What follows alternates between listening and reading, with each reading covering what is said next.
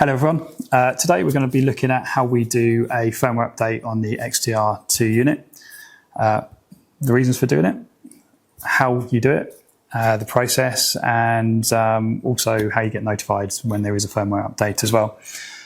So on the XTR2, if we look at the main menu, there's a bottom left hand corner settings function. If we select that, at the top there is a device information. If we select that, you'll see that there's a number of things listed on there, one of which it says firmware. On this version here, it's running at version 4.4. There is a newer version than 4.4. The way that you'll be notified if there is an update is through email to all registered email addresses on the DT Connect platform. We also publish it on our website. We do also release press releases as well. And it's also a notification on the DT Connect app, but only when you connect it to the device. So we're running version 4.4 here at the moment. The reasons why we do firmware updates, and it's all done over the air via the phone, the reasons why we do it is to give performance improvements of the products, and there's also great things like feature and functionality additions to the XTR2. So we're always keeping our products up to date with these firmware updates, so it's definitely worth checking and making sure that you are running the latest version of firmware. So we know we're running at version 4.4. You might have received a notification, you might be looking on our website, you might have received a blog or a press release saying what great features we have coming up next, and see the prompt to then do the firmware update. The way to check by using DT Connect is you connect your app, DT Connect app, to your XTR2 device. So let's start by doing that and walking this through. Before we start doing the update, there's a couple of key things that we need to make sure. One is that we've got more than 50% battery charge on the XTR2. We've got more than 50% battery charge on your phone, and also that you have around about 20 minutes to be able to do the update, because in that time you won't be able to use the XTR2 unit. You also need to make sure that you keep your phone close to the XTR2, just so that because it's using Bluetooth, just to keep that connection there and going. So we have our phone, we have the XTR2 all powered up. So the first thing is let's connect to the device. Let's select the device. We've now established Bluetooth between the DT Connect app and the XTR2 unit. It can be seen by the Bluetooth logo on the LCD of the XTR2, and also the consumable status on the DT Connect app. Top right hand corner on the app is a settings menu. If we select that, you'll see device update, and next to that we now have an update available.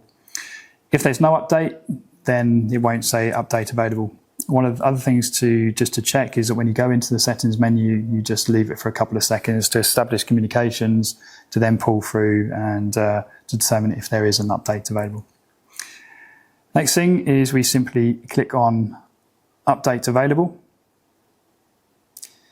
It will then bring up again some warnings similar to what I've just said: 50% on the battery on the XTR2 and also on your phone. The release notes are on our website, and so you just can sort of simply follow the link there. The next thing you'll see is that we have the download firmware option, and if we select that, it now starts the process. You might have sort of missed that, but that did a very quick download, and what it's doing is downloading the firmware. The next part is to start to install a firmware, and there's 3 stages to this. So this is the part that then sort of can take around about 20 minutes typically. We do say provision for 40, but typically it only takes around about 20 minutes. As the update goes along, there are a couple of prompts just to move it along to the next level. So whilst this is happening, you can go off and do some other things if you need to, but just keep an eye on your phone and on the XTR2 unit. We can see on the unit itself, it's now come up with an icon saying that it is doing the firmware update, and do not power off or disconnect. So it's done the first stage. We've got update complete, and we reconnect to the device. And there's another update So if we download the firmware on that again, that happens very quickly between the internet and the phone. We then start to install the firmware, and that's pushing it up to the XTR2.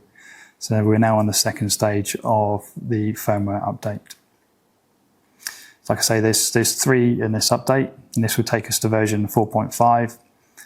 We are continually developing the XTR2 and the whole XTR2 series, so it's always advisable just to keep an eye on the updates that we're pushing out. So it's now done the update. The XTR2 turns itself off once it's done the update. It took around about 20 minutes to do the update.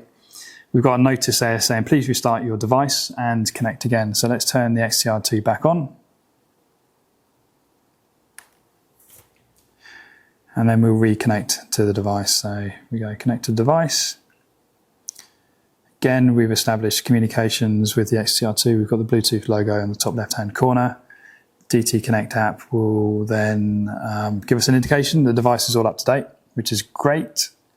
So if we go back on there, we can see on device update, there's nothing next to it on the app. Even if we select that, it does a quick check just to see if it is all up to date. And yes, it is all up to date. And we can confirm that by looking on the XTR2. If we go back into the settings menu, go to device information at the top there, we are now running at version 4.5. So we've upgraded this time to 4.4, from 4.4 up to version 4.5. Like I say, it's always a good idea just to keep an eye on what we're doing, because it will give you performance updates, performance improvements, as well as feature and functionality updates to your XTR2 unit.